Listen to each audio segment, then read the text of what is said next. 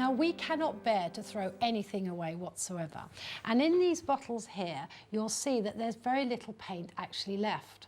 The reason being is that what we find is if you then, when you finish the bottle, top it up with water, give it a really good shake, you've got a whole dye there. It's not a paint, it's more of a dye.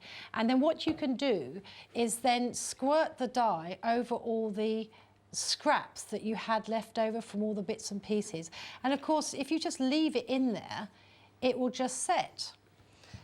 And if you see here, you just leave it there, nothing special, just let it do whatever it wants to do. It's great not to cover all the fabric as well, because it's the blotches and the spots of the old shirt and the fabric coming through that's working. Well, then, of course, what you do is you can then, with your red diluted paint that's left, to pour that in, and you're going to end up with what? Purple, yeah. So you've actually got 3 colours, and rather than throw that down the drain, we've actually dyed another fabric. The other thing that we like to do is not to actually throw away all the paint from a dirty sponge. We have here a wet piece of fabric, and I think it was actually Cheryl Khan, who is a textile artist, who coined the phrase serendipity cloth. So this is what we're focusing on now, is a serendipity cloth. And the idea of a serendipity cloth is that you don't, this is nice and wet, you get your sponge. Now, obviously, you could just pour this down the sink, you could wash this under the towel. But instead, what I like to do is just wipe it all over a piece of fabric. Now, I've got a piece of plain white cotton here, but obviously, you know, when we were deconstructing the shirts, you could do exactly the same. I've got a pair of pyjamas here that we could use as well that have been deconstructed. Can you use any paint, Jenny? Well, not any paint. You can't use acrylic. You really have to focus on using textile paints because they're heat fixed. Right. And you see this lovely fabric that's coming out here. Also, we've got this block. Now, would I wash that down the sink? No. We now just clean the block. I would actually clean this block again with a toothbrush afterwards, but for the initial mess, I will use this. And also, in the tray, there's a little bit of blue paint there, and I'm going to wipe that off as well. And then, if I then literally go under the sink and just run it under a cold tap. It will run, actually my apron, if you look here, it was created in this is a serendipity apron, okay?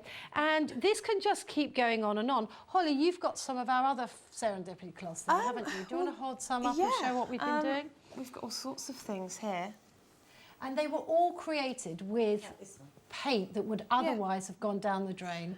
And also just putting it in the sink when you're washing out the trays perhaps, or the brushes or toothbrushes or sorts of things. Just leave it in the sink.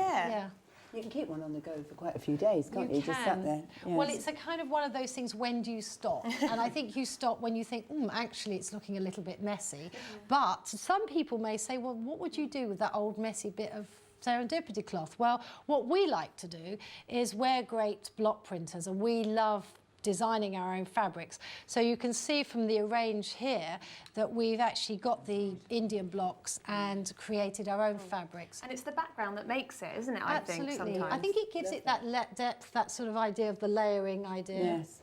Is this washable then? Do you need to do anything? Well, it should be totally washable because we've used the fabric paints, which are heat fixative. So essentially what you do is and when you finish the initial stage, you iron it, which then fixes the paints. And then, of course, every time you do something else, you just keep ironing it. And then, obviously, over time, that all gets fixed. And I was actually going to give you one little tip that I like to use, which is I like to iron my work and leave it with all the creases in. Because if I do that, then what happens when I'm doing the block printing, I've got a nice guideline of how to keep a straight line, that kind of thing. So this is some pyjamas that we would use as a serendipity cloth. These haven't obviously been used yet, but the colours will mix in nicely. Also, you can see here that I've got some actual fabric that we've already dyed and then block printed. I mean, I have no idea what we're going to be doing with these yet, but the fact is we have created our own fabrics.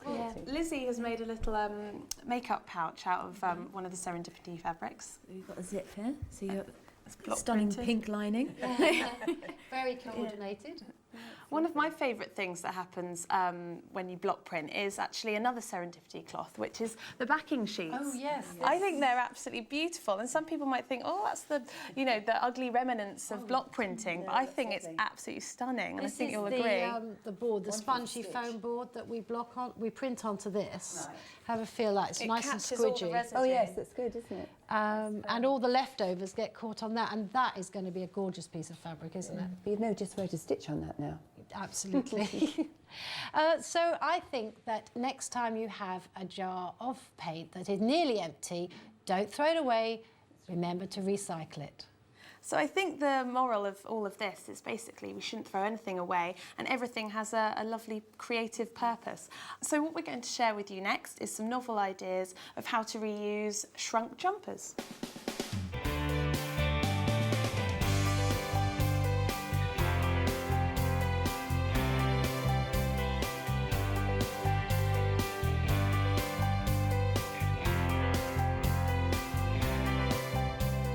If you'd like to know more and join us on another workshop, please check out our website on www.colouricious.com, and we'll be very happy to see you then.